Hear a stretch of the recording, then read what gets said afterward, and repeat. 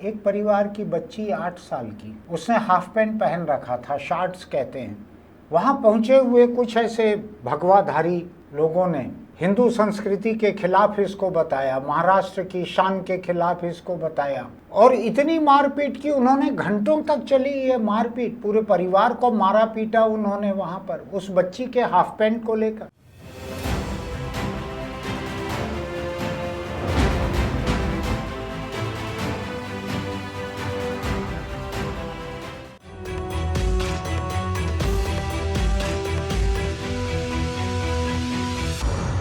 नमस्कार, मैं छत्तीसगढ़ अखबार के YouTube चैनल इंडिया आजकल के स्टूडियो से सुनील कुमार पुणे की खबर को लेकर आपके बीच हूँ। शिवाजी के एक किले, जो कि अब एक पर्यटन केंद्र है, वहाँ गए हुए पर्यटकों में से एक परिवार की बच्ची 8 साल की, उसने हाफ पैंट पहन रखा था, शॉर्ट्स कहते हैं।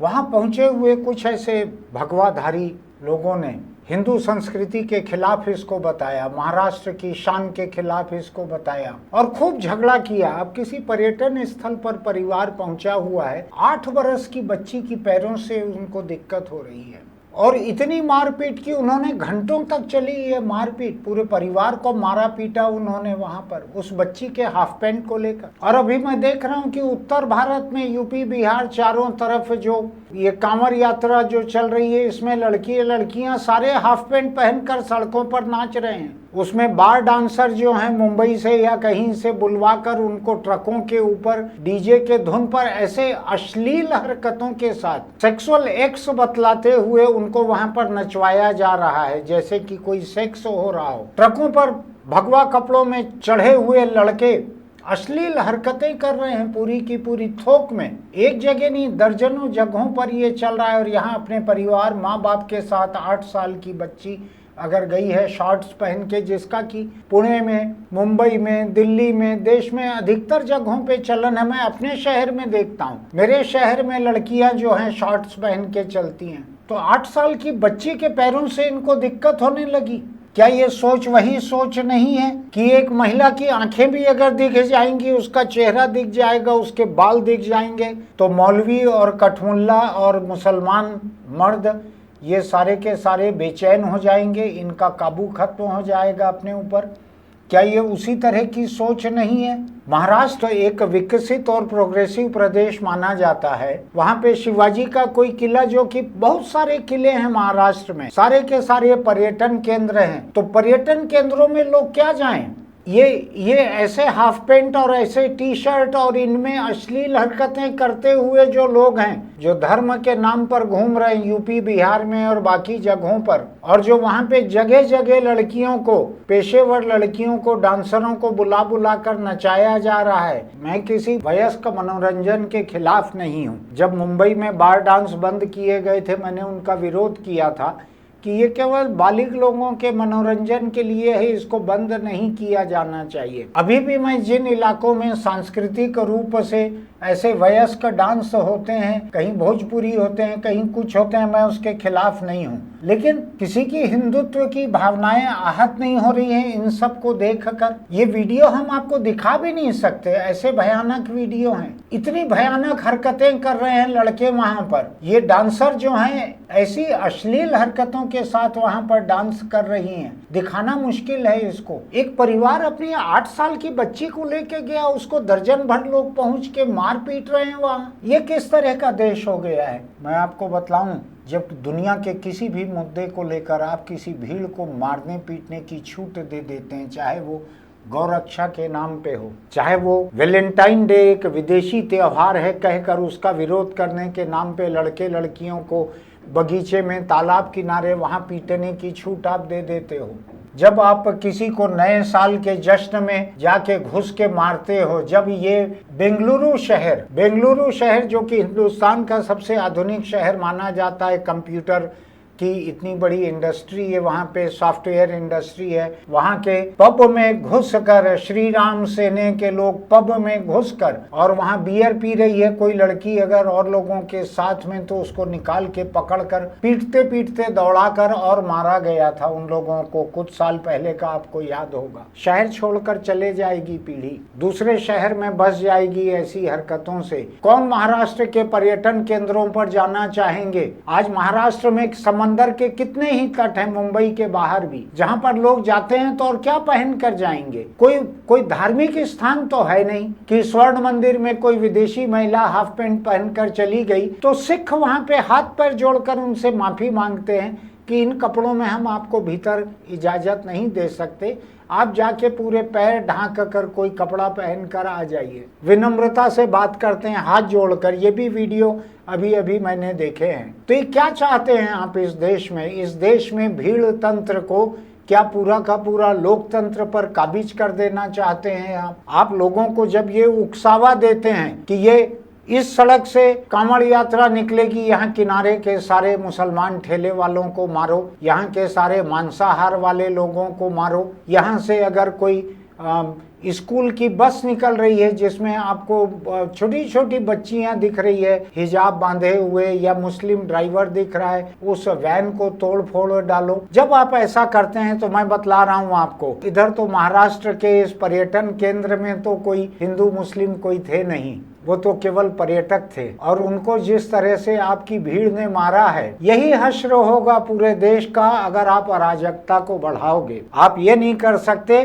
कि चांदनी चौक पे अराजकता को हम बढ़ाएंगे लेकिन कनॉट प्लेस पे अराजकता की छूट नहीं देंगे, ये नहीं हो सकता। अराजकता अगर बढ़ेगी तो सभी जगह बढ़ेगी। ये कौन तय करेंगे कि देश के कानून में जो पोशाक पहनना जायज है, कानूनी है, उसको आप नहीं पहनेंगे? ये हमारे देश की संस्कृति के खिलाफ है। ये संस्कृति के ठेकेदार हैं कौन? क्या ये वही अफगानिस्तान के तालिबान नहीं है जो छोटी छोटी बच्चियों की पोशाक तय करते हैं, जो महिलाओं की पोशाक तय करते हैं, उनका घर से अकेले निकलना रोकते हैं, महिलाओं का काम करना, पढ़ना, महिलाओं का अपने घर पे नमाज पढ़ना सब रोकते हैं? क्या ये वही लोग नहीं है? क्या ये वही मानसिकता नहीं है? क्या ये वही मानसिकता नहीं है तालिबान की जो दूसरों का खान पान तय करती है, पोशाक तय करती है, बोली तय करती है, जो कहती है कि मुंबई में रहना है तो ऑटो रिक्शा वालों को, टैक्सी वालों को मराठी बोलना सीखना पड़ेगा? ये क्षेत्रवाद, ये धर्मवाद, ये राष्ट्रवाद, ये भाषावाद, ये आहारवाद, ये सब जितना हिंसक आप बनाते चलेंगे, इनको बाद में दूसरे धर्म के, दूसरे प्रदेश के, दूसरे नस्ल के दुश्मन की जरूरत नहीं पड़ेगी, ये अपने भीतर करने लगेंगे। दुनिया का इतिहास ये बताता है कि जब आप हिंसा को बढ़ावा देते हैं तो हिंसक लोग पहले तो दुश्मनों को, फिर एक काल्पनिक दुश्मन को, और उसके बाद अपने भीतर के लोगों को छांट छांट कर। ये हिंदुस्तान का इतिहास है कि एक ही धर्म के भीतर शैव और वैष्णव लोगों के भीतर भी जंग हो जाती थी। तो ये सिलसिला जो है ये बढ़ाना आसान रहता है, ये काबू में करना मुश्किल रहता है। जिन लोगों ने देश में किसी भी मकसद से अराजकता को फैलाया है, उन्होंने मानो एक जिन्न को बोतल से निकाल दिया है। अब जिन्न को वापस बोतल में डालना मुश्किल है। वो हुक्म मेरे आका कहते हुए हवा में तैरते रहेगा, आज किसको मारूं? जिस दिन आप उसको कोई निशाना नहीं बता सकोगे, दुश्मन नहीं बता सकोगे, उस दिन वो आपको भी मारेगा, क्योंकि उसको मारने की आदत पड़ चुकी है।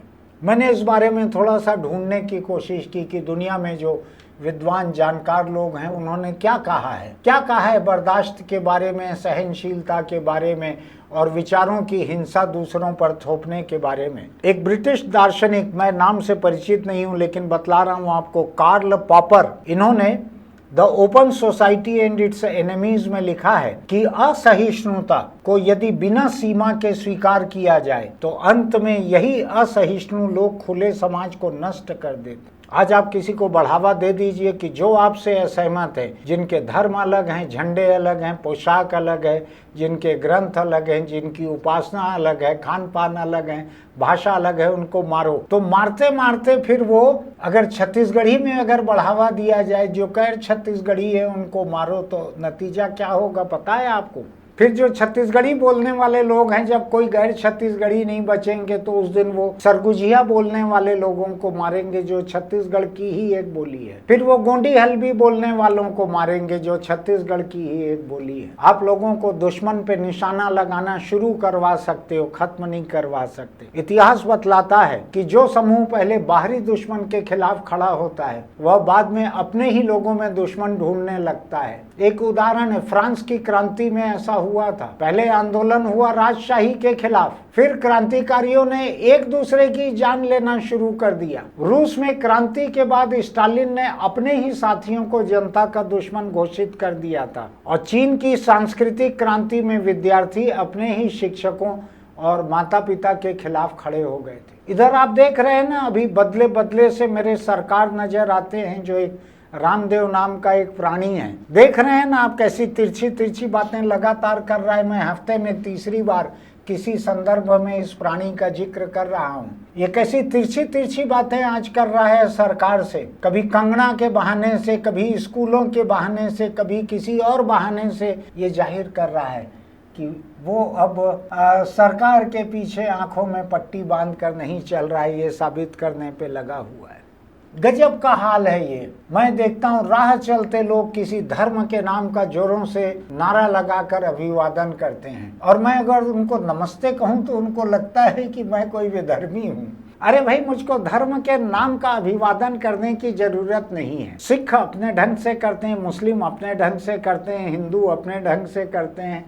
मैं क्यों किसी धर्म का अभिवादन करूं? खुद मेरे परिवार में पूजा के बाद, नहाने के बाद लोग एक दूसरे को किसी धार्मिक रिवाज से करते हैं अभिवादन, मैं नहीं करता। मुझको लगता है कि अभिवादन इतना तटस्थ रहना चाहिए कि मैं जिससे भी कहूं उसकी आस्था में कहीं आड़े ना आए। अगर कोई जय श्री कृष्ण कहे अगर किसी को, तो मुस्लिम को लग सकता है कि कृष्ण का नाम लेना जो है ये तो बुत परस्ती है। और मैं आपको दिलचस्प बात बताता हूँ, अभी सिखों ने एक प्रेस कॉन्फ्रेंस की है। उन्होंने वंदे मातरम के बारे में कहा है कि उनको वंदे मातरम मंजूर नहीं है, क्योंकि इसमें देवी की पूजा बतलाई गई है। वंदे मातरम, ये कांग्रेसी नहीं है, सिखों ने प्रेस कॉन्फ्रेंस लेके कहा कि उनको वंदे मातरम मंजूर नहीं है, क्योंकि इसमें देवी की पूजा बताई गई है, और हमारे सिख धर्म में हम नहीं मानते हैं किसी देवी देवता को। ठीक कहा है उन्होंने, हर एक का अपना अपना धर्म है। कोई मुझसे आके कहे कि आज तुम्हारे धर्म का एक त्योहार है, जरा एक बकरा काट दो, मुर्गी काट दो, कुछ बलि दे दो, बलिदान दे दो, तो मैं देने चला क्या?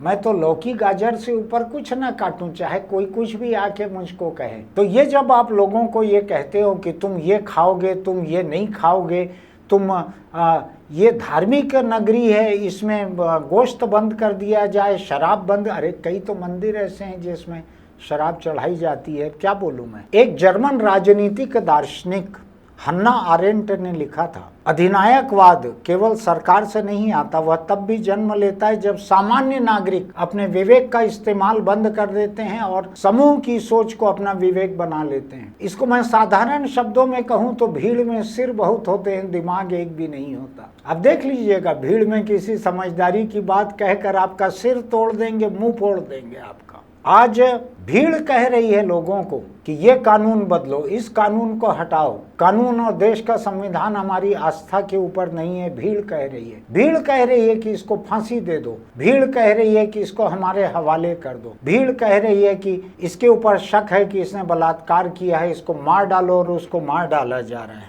क्या है ये? 8 साल की बच्ची, उसके हाफ पैंट से आपको दिक्कत होने लगी तो अपनी आंखें क्यों नहीं फोड़ लेते? अपनी आंखें फोड़ लो, उसके ऊपर कोई जुर्म भी कायम नहीं होगा, आपको आजादी है। अगर 8 साल की बच्ची की हाफ पैंट के नीचे की टांगें तुम्हारा जीना हराम कर रही है, तुम्हारा ईमान हराम कर रही है, वो बच्ची अपने माँ बाप के साथ घूम रही है, और तुम जाके एक गिरोह लेकर उसके ऊपर हमला कर रहे हो। ये तो चूंकि उसके वीडियो मौजूद हैं घंटों के, इसलिए महाराष्ट्र की पुलिस को मजबूरी में इन लोगों को गिरफ्तार करना पड़ा। उस वीडियो को देख लीजिए, उनके जो गमछे डाले हुए हैं उसके रंग को देख लीजिए, पोशाक बतला देती है पहचान की कौन है। मैं बतलाऊं आपको, हिंसक जन आंदोलनों को हमेशा एक दुश्मन की ज़रूरत रहती है। अगर न मिले तो वो खेत में जैसे बिजूका खड़ा किया जाता है ना, बांस का पुतला बना के उसमें हंडी लगा के पुराने कपड़े पहना के पैरा भर कर, जन आंदोलन, जन मानसिकता, भीड़ की मानसिकता, ऐसा एक काल्पनिक पुतला खड़ा करती है, उस पर निशाना लगाती है। लेकिन उसको निशाना लगाना रहता है, उसके बिना काम नहीं चलता। मैं आपसे कह सकता हूं कि धार्मिक कट्टरता लगातार बढ़ती ही चली जाती है, वो कम नहीं होती है। कट्टरता या तो खत्म की जा सकती है या जिंदा रखी जा सकती है। ये नहीं हो सकता कि आप कट्टरता को जिंदा रखो और काबू में रखो कि तुम अपनी तोप की नाल इस तरफ रखना, फिर इस तरफ रखना, ऐसा नहीं होता। वो फिर जिधर घूमती है, जिधर उसको मर्जी रहती है, उधर गोले दागती है कट्टरता। यही हो रहा है हिंदुस्तान में आज। तालिबान की मिसाल सामने है। इसके बाद अगर हिंदुस्तान में लोगों को धार्मिक कट्टरता, सांप्रदायिक क्षेत्रवाद की कट्टरता, राष्ट्रवाद की कट्टरता, इसको अगर लगातार बढ़ाते चलना है, इसका नतीजा बहुत खराब है। मैं भी एक दूसरा वीडियो देख रहा था, 4-6 नौजवान सड़कों पे दौड़ दौड़ कर कुछ ट्रकों के नीचे कील लगे हुए लकड़ी के पट्टे फेंक रहे थे और उससे वो ट्रक पंक्चर होकर जाकर सड़क के ऊपर पलट कर गिर गई, किनारे उलट गई, दूर तक 2-3 बार उलट गई ट्रक। उसके बाद ये लड़के जाके गालियां बकते हुए उस ट्रक के ऊपर चढ़ चढ़ के देख रहे हैं क्या है, ये नहीं देख रहे ड्राइवर जिंदा है कि नहीं। जिस दिन आप लोगों को ये छूट देते हैं, उस दिन वो किसी भी एक गाड़ी को पकड़ के उसको उल्टा सकते हैं, जला सकते हैं, उसमें उनको शक हो कि इसमें 2 अलग अलग धर्मों के लोग शादी करने जा रहे हैं या घूमने जा रहे हैं। ये बहुत खतरनाक सिलसिला चल रहा है, इसको अगर रोका नहीं जाएगा तो ये बढ़ते चल रहा है। मुझको बतला दीजिए, जिस धर्म के कपड़े पहन के गए थे वहाँ पे लोग मारने पीटने के लिए, कि ये इस तरह के कपड़े यहाँ पे नहीं चलेंगे, क्या ये मंजूर है? मैं आपको बतला दूं, देश के बड़े से बड़े नेता जो हैं, उनके मैंने अपने परिवारों के साथ उनके वीडियो, उनके फोटो देखे हुए हैं। उनके कॉलेज और यूनिवर्सिटी में पढ़ने वाली लड़कियां हाफ पैंट पहनकर उनके साथ में खड़ी हुई हैं। तो क्या कमजोर, जिसके आसपास बॉडीगार्ड नहीं चलते हैं, क्या उनके हक कम हो गए हैं? क्या उनकी बच्चियां हाफ पैंट नहीं पहन सकती अपने माँ बाप के साथ घूमते हुए भी? मैं आपको तस्वीरें दिखाना नहीं चाहता, मैं किसी व्यक्ति को निशाना बनाना नहीं चाहता। इस देश के सबसे बड़े लोगों में से है जिनके परिवार की बच्चियां हाफ पैंट पहने, उन्हीं के साथ फोटो खिंचवाई हुई है।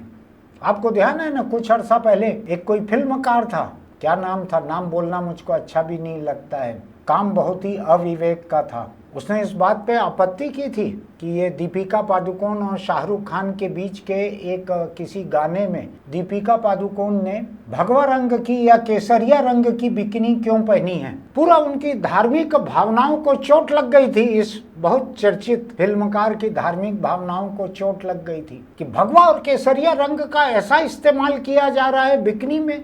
लोगों ने 4 दिन के भीतर उस फिल्मकार की जवान बेटी की तस्वीरें सोशल मीडिया से निकाल कर सामने रख दी। वो समंदर के किनारे उसी रंग की बिकनी में बैठी हुई थी, कोई खंडन भी नहीं हुआ था उसका। मत कीजिए ऐसा, ऐसी हिंसा, ऐसी अराजकता, इसको मत बढ़ाइए, ऐसे जुर्म मत बढ़ाइए जो कल के दिन आपके परिवार पे हमला करेंगे और आप रोक भी नहीं पाएंगे। जो लोग भी इनको बढ़ावा दे रहे हैं उनको लग रहा होगा कि आज वो सुरक्षा घेरे में चल रहे हैं, लेकिन ध्यान रखिएगा, आपकी आल औलाद, आपके करीबी लोग, आपके परिवार के लोग पूरी जिंदगी हर जगह तो सुरक्षा घेरे में रहेंगे नहीं। और अगर लोगों को आज हाफ पैंट में लड़की को देखकर पूरे परिवार पर हमला करने की, उनको पीटने की सूझ रही है, तो कल आपका परिवार कितना सुरक्षित रहेगा, इसको सोच लीजिए। बोतल से जिन्न को निकालना आसान रहता है, उसको वापस नहीं भरा जा सकता। अराजकता कुछ वैसी ही है। सोच के देखिएगा, आपको जायज़ लगे तो इस वीडियो को और लोगों को बढ़ाइएगा। लोग सोचें इस बारे में कि क्या किया जाना चाहिए, देश किस तरफ जा रहा है। तालिबान की मिसाल हमारे सामने है। हमारे इस यूट्यूब चैनल इंडिया आजकल को लाइक कीजिए, सब्सक्राइब कीजिए, नोटिफिकेशन की बटन दबाइए, कमेंट बॉक्स में लिखिए इस बारे में आपका क्या कहना है। और चलते चलते एक छोटी सी सलाह, अगर आप गुटखा, तम्बाकू, बीड़ी, सिगरेट खाते पीते हैं तो छोड़ दीजिए, वरना कैंसर आपको नहीं छोड़ेगा। वो तंबाकू के पीछे पीछे आता ही आता है।